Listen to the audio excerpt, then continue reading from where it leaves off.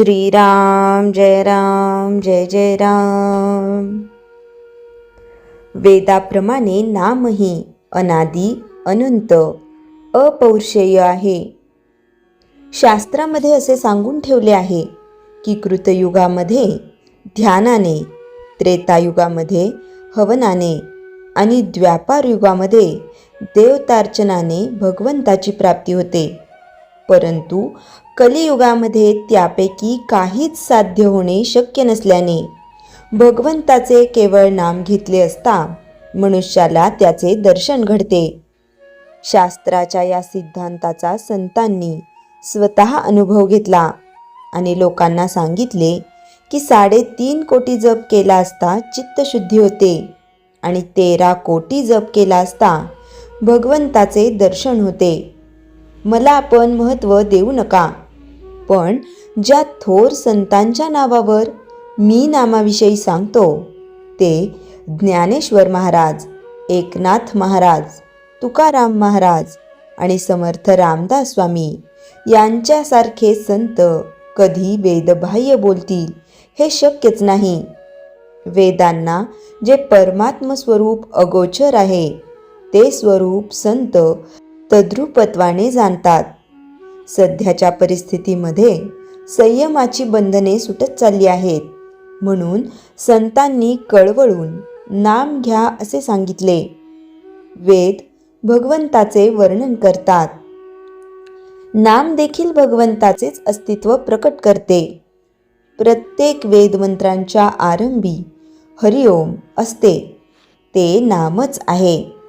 जसा वेद हा अनादि तसे नाम हे अनादि, जसा वेद हा अपौरुषेय तसे नाम हे अपौरुषेय, जसा वेद हा अनंत तसे नाम हे अनंत आहे। प्रत्यक्ष शिवाने नाम घेतले म्हणून ते अनादि साधन आहे। इतर साधनांना आणि वैदिक कर्मांना आहार विहाराची बंधने आहेत, भगवंताच्या नामाला ती नाहीत। नाम हे आगंतुक नाही। आदिनारायणाने वेद सांगण्याच्या वेळी जो ओम ध्वनी केला तेच नाम होय। म्हणून सर्वांना माझी विनंती आहे की आपण नाम घेत जावे, किंबहुना नाम घेतले तरच वेदांचा खरा अर्थ आपल्याला कळेल अशी माझी खात्री आहे। वेद म्हणजे भगवंताची स्तुती होय। ती करीत असताना म्हणजे वेद म्हणत असताना आपले लक्ष शब्दांकडे नसावे, त्यांच्या अर्थाकडे असावे। अर्थ न समजला तरी लक्ष भगवंताकडे असावे। आपण नेमके तेवढेच विसरतो। नाम घेणाऱ्या लोकांनी शास्त्राच्या विरुद्ध वर्तन करू नये। आपल्याला शक्य आहे तितके वैदिक कर्म करावे, परंतु चित्तशुद्धी होण्यासाठी त्यावर पूर्णपणे विसंबून न राहता त्या कर्माच्या जोडीला भगवंताचे नाम घ्यावे। भगवंताला लबाडी खपत नाही। आपले मन स्वच्छ नसेल तर भगवंत हात आखडता घेतो, पण खरी अनन्यता असेल तर पोटभर पुरवितो।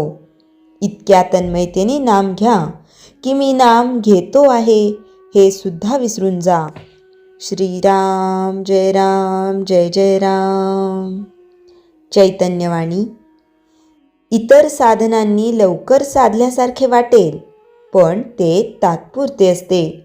नामाने थोडा उशीर लागेल, पण जे साधेल ते कायमचे साधेल, कारण नामाने मुळापासून सुधारणा होते। श्रीराम जय जय राम। वाल्या कोळ्याची कथा। फार वर्षापूर्वीची गोष्ट। दाट अरण्याने वेढलेल्या एका प्रदेशात एक भयंकर दरोडेखोर राहत होता। त्याचे नाव होते वाल्या कोळी। त्या जंगलातून जाणारा प्रत्येक प्रवासी त्याच्या नावाने थरथरत असे। व्यापारी असो, यात्रेकरी असो किंवा एखादा साधू संत असो, जो कोणी त्या जंगलातून जाई त्याला वाल्या लुटल्याशिवाय सोडत नसे। अनेकदा विरोध करणाऱ्यांचा तो जीवही घेत असे। परंतु वाल्या जन्मतः दरोडेखोर नव्हता। लहानपणी तो इतर मुलांप्रमाणेच निरागस होता, परिस्थिती, गरिबी आणि चुकीच्या संगतीमुळे तो हळूहळू हिंसक बनत गेला. सुरुवातीला जगण्यासाठी त्याने चुकीचा मार्ग धरला, पण नंतर तोच त्याचा व्यवसाय झाला. त्याला आपल्या पापाची जाणीवही राहिली नाही. वाल्याला आपल्या कृत्याबद्दल कोणतीही खंत नव्हती. उलट तो स्वतःला योग्य समजत असे. मी माझ्या बायको मुलांसाठी हे करतो, त्यांच्या पोटासाठी, त्यांच्या सुखासाठी मी जीव धोक्यात घालतो, असे तो स्वतःला समजावत असे. एके दिवशी देवश्री नारद वीणा हातात घेऊन नारायण नारायण असा जप करीत त्या जंगलातून जात होते.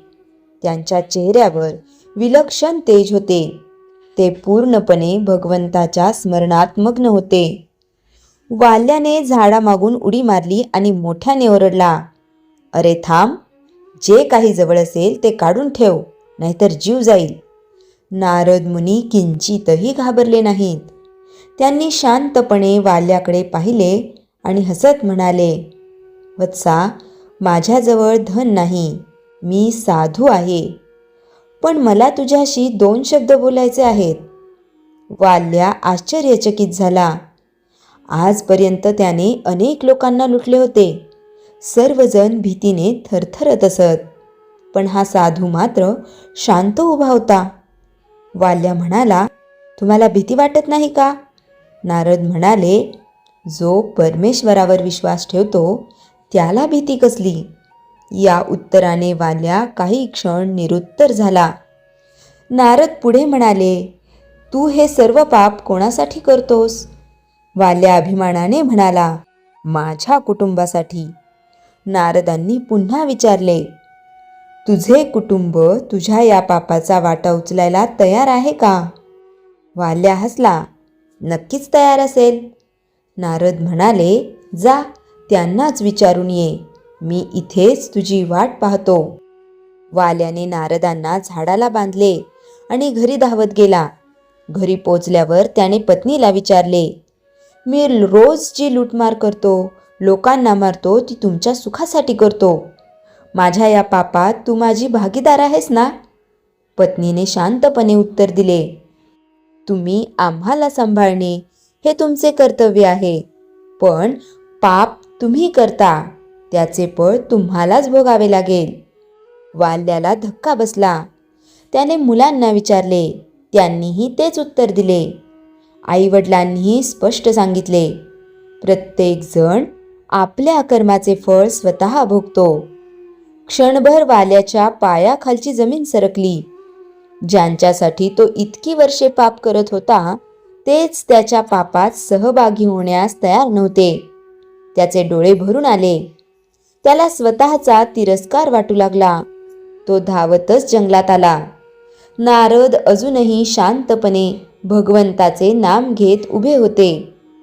वाल्या त्यांच्या चरणांवर कोसळला, "महाराज, माझे आयुष्य वाया गेले, माझा उद्धार होईल का?" नारदांनी प्रेमाने त्याला उचलले. परमेश्वराचे दार सर्वांसाठी खुले आहे. मनापासून पश्चाताप झाला असेल तर तुझाही उद्धार होईल. वाल्या म्हणाला, "मला मार्ग दाखवा." नारद म्हणाले, "राम नाम घे."